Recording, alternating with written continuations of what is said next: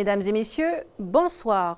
Voici le visage de la nouvelle ministre des Outre-mer. Erika Barrett succède à Georges Paul-Langevin qui a présenté sa démission pour raisons personnelles. Une démission qui a surpris l'ensemble du gouvernement Hollande. Erika Barrett a donc été choisie pour reprendre ce ministère. Portrait dans ce journal. Demain, le Congrès examinera les projets de loi sur la TGC et la loi compétitivité. L'intersyndicale contre la vie chère a lancé une grève générale pour soutenir l'adoption de ces réformes fiscales. Et puis le mois du patrimoine, il s'ouvre ce week-end et pour la première fois, l'inauguration aura lieu dans la commune de Poya, une commune qui n'a pas été choisie par hasard. Notre invité Jean-Romaric Néa nous expliquera pourquoi. À cette occasion, la mine de Copeto ouvre pour la première fois ses portes. Vous découvrirez en avant-première un site chargé d'histoire. Mais avant de développer ces titres, le MRCC a décidé d'arrêter les recherches des 2 pêcheurs disparus en mer depuis samedi. Seul l'hélicoptère de la province sud a continué ses rotations aujourd'hui. Les familles souhaitent poursuivre les investigations à l'aide d'ULM et d'avions privés.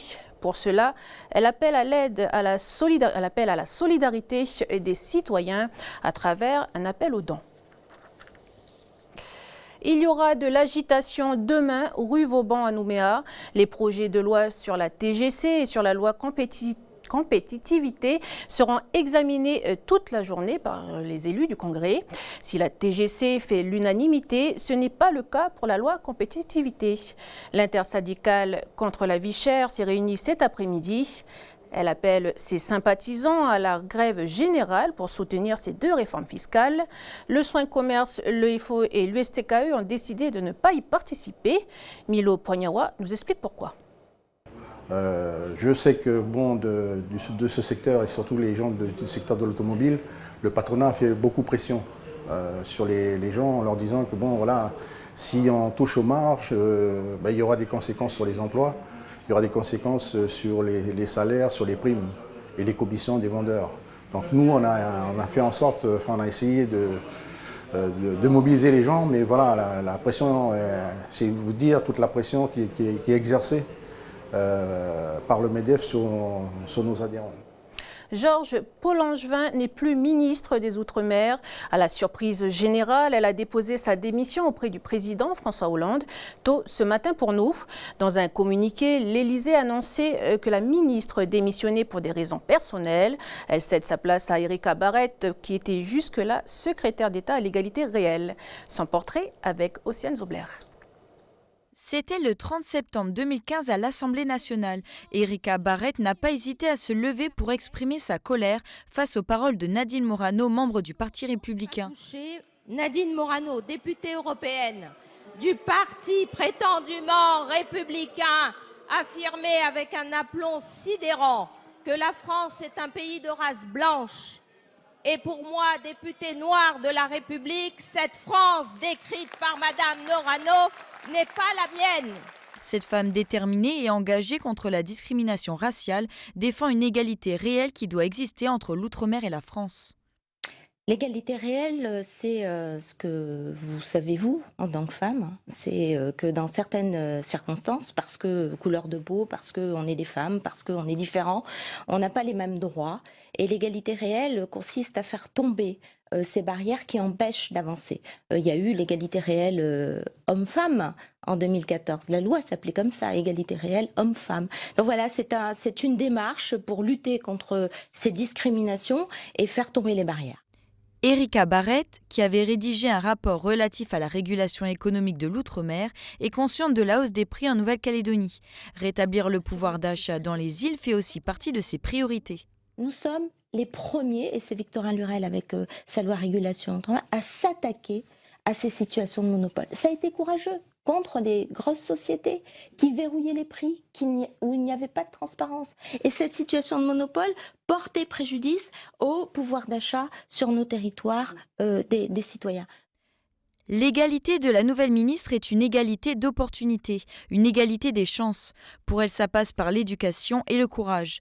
Les jeunes doivent se donner les moyens de réussir à condition de les soutenir et de les former, qu'ils soient de France ou d'outre-mer. Il y a toujours une âme charitable qui t'explique que ça n'est pas pour toi, que ça va être très difficile et qu'on pense qu'il vaut mieux te limiter à tel ou tel échelon, tel ou tel diplôme, ne pas trop tenter parce que si tu échoues, ça va être une catastrophe.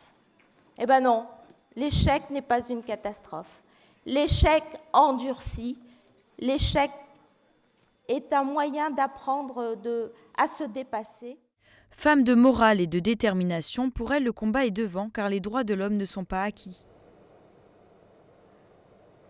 J-3 avant le mois du patrimoine, un événement culturel qui permet chaque année à la population calédonienne de découvrir ou redécouvrir son patrimoine.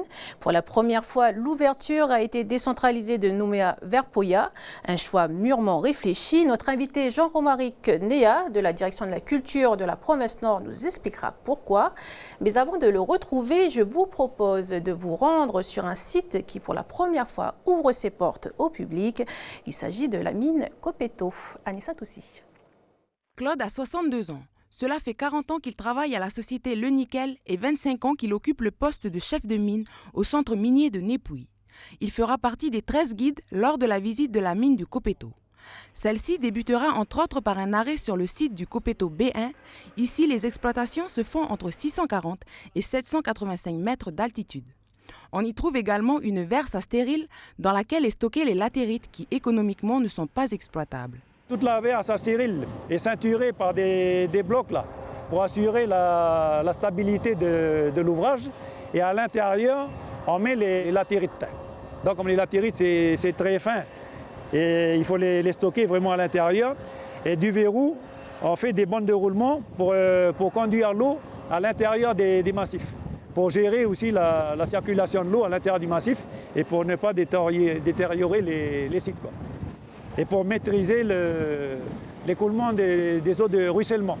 Ces 2 jours de portes ouvertes seront l'occasion pour les employés du centre de Népouy d'échanger avec le grand public, en leur expliquant le déroulement de leur travail sur mine avec les différents engins qui peuvent peser jusqu'à 100 tonnes. Ils reviendront également sur les 3 grandes périodes de l'histoire du Copeto, allant du boom à la crise du nickel. Des stands d'information et de restauration seront à la disposition des visiteurs sur le site de Bernheim situé en contrebas. J'invite la population, le grand public pour venir nous rendre visite. Et on se fera un plaisir de répondre à toutes vos attentes et à vous donner toutes les explications aujourd'hui, du début du siècle à aujourd'hui. Ce week-end, si vous comptez vous rendre à ces visites, pensez à vous couvrir car il fait très froid au massif du Copeto. Jean-Romaric Néa, bonsoir. Bonsoir. Alors, vous êtes à la direction de la culture de la province Nord, chargé des musées et de l'action patrimoine. Alors, ce qu'on vient de voir sont peut-être des images que beaucoup de Calédoniens découvrent pour la première fois. C'est vraiment une édition spéciale cette année ? L'édition spéciale parce qu'en fait, cette année, on travaille en collaboration avec la province Sud. La province Sud, la direction de la culture de la province Sud qui propose une thématique de la journée du patrimoine sur le patrimoine qui fait rêver. Donc le patrimoine qui fait rêver avec la thématique province Nord, transpirer le chemin commun. Donc nous avons réfléchi ensemble sur une thématique globale. Donc la thématique, ce sera transpirer le chemin commun, un rêve partagé. Donc le but de la journée du patrimoine cette année, c'est d'ouvrir en fait des lieux qui sont méconnus en fait du public, de la population, notamment la mine Pimpin. La mine Pimpin, où il y a aussi le site de pétroglyphe de Montfaué, qui est aussi un site phare de la Nouvelle-Calédonie, et le château de Mouéo. Le château de Mouéo qui appartient en fait à la famille Johnston, qui est en fait dans une propriété privée qui n'est pas accessible à la population. Donc voilà, on essaie de montrer un patrimoine qui peut faire rêver nos visiteurs. D'accord, on l'a dit, l'ouverture du mois de patrimoine se décentralise à Poya. Pourquoi ce choix? C'est une ouverture en fait commune suite à une volonté politique, on va dire, de travailler en coopération entre les deux collectivités. Donc une coopération qui nous amène en fait à travailler sur un projet, sur une action, notamment sur l'ouverture de la journée du patrimoine qui est, on va dire, une journée pays pour valoriser en fait le patrimoine qui est aussi un patrimoine pays. Donc un travail qui s'est déroulé depuis, on va dire, 1 an et qui va prendre, s'ouvrir en fait le samedi 3 sur le D'accord, site de Kradji. Voilà, et pour un mois. Donc vous avez parlé de patrimoine pays. Donc les amateurs de culture en province sud pourront également être satisfaits. Donc voilà, par exemple avec ces balades en Jeep qui sont proposées pour la première fois. Donc c'est l'association Jeep Army Club Calédonien qui propose ça. Rendez-vous à l'esplanade du mémorial américain samedi 10 septembre pour ceux qui sont intéressés. Et puis voilà, et puis il y aura également la visite des tribus, des visites à la tribu de Saint-Louis, donc la visite de la mission, l'église, la salle paroissiale. Et il y a un spectacle aussi, le Taillot, Sang et Lumière à la mission Saint-Louis, avec théâtre et chant. Et puis on pourra aussi visiter la résidence du haut-commissaire. Voilà, avec, on pourra découvrir ou redécouvrir l'exposition de 22 sculptures issues de l'atelier, ça a été fait par des détenus voilà, du camp Est, c'est ça? C'est ça. En fait, c'est un travail en partenariat. L'expo, je l'ai vu au musée de Nouvelle-Calédonie, c'était un travail de partenariat avec, le camp Est et le musée de Nouvelle-Calédonie. Suite à une résidence qui s'est tenue en fait au camp Est, donc qui a permis en fait à un artiste d'intervenir avec des détenus au sein du camp Est pour pouvoir travailler ensemble sur des sculptures monumentales. Et ensuite, pour pouvoir en fait valoriser ce travail, ils ont signé une convention avec le musée de Nouvelle-Calédonie pour pouvoir les exposer. Donc il y a des œuvres qui ont été exposées au musée de Nouvelle-Calédonie pendant une période de 3 mois, il me semble. Et ça permet aussi de valoriser le travail des artistes, des détenus. Et c'est une manière aussi c'est dans l'objectif de réinsertion en fait, au niveau des détenus pour pouvoir les emmener à une vie active en fonction de leur après-peine. D'accord. Alors on le rappelle, c'est samedi à Poya, c'est ce samedi l'ouverture, fermeture jusqu'en octobre. C'est ça, le 3 octobre, c'est la fin du... En province Nord, la journée du patrimoine se déroule du 3 septembre au 29 octobre, donc, qui s'étale sur plusieurs communes, notamment Poya pour l'ouverture, Pointe-Bout, Prébeau et Koumak, avec la visite de la mine Tchébagui, l'ancien village de Tchébagui, et plusieurs d'autres animations qui seront proposées par les autres communes, notamment Wailou et plein d'autres communes. Parfait. Jean Romaric Néa, merci beaucoup d'avoir répondu à notre invitation. Merci à vous. Voilà, alors les vidéos qui font le buzz sur la toile, c'est dans le web du Pacifique, préparé par Prosper Pagouf.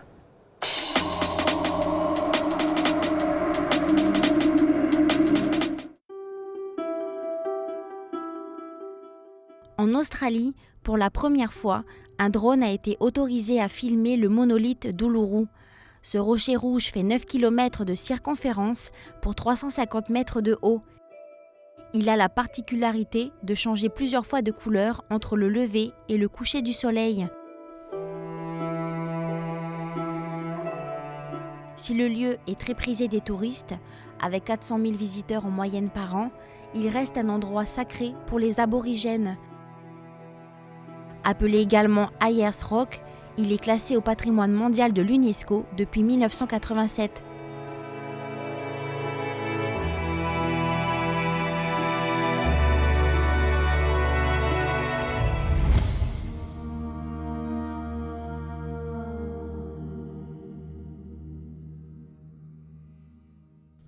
Une histoire d'amour à la Juliette et Roméo version vanuataise. C'est ce que nous découvrons à travers cette bande-annonce du film Tana. Une guerre éclate entre deux tribus. Une jeune fille fait partie sans le savoir de l'accord de paix. Mais celle-ci est déjà amoureuse du petit-fils de son chef de clan. Une seule solution pour les jeunes amants, prendre la fuite. Les guerriers ennemis prennent cela pour un affront et décident de se lancer à leur poursuite. Un film à voir intégralement le mois prochain à Pointe-Dimier lors du 10e festival à Nourou à Boro.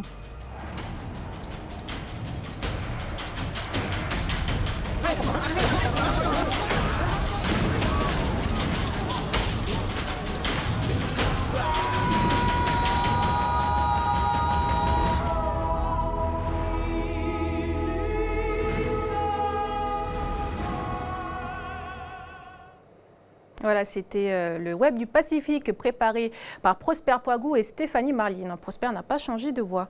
Voilà, c'est la fin de ce journal. Tout de suite, Aurélie Chiran testera pour nous le cardio fitness. Ça a été dur de la suivre et vous saurez pourquoi.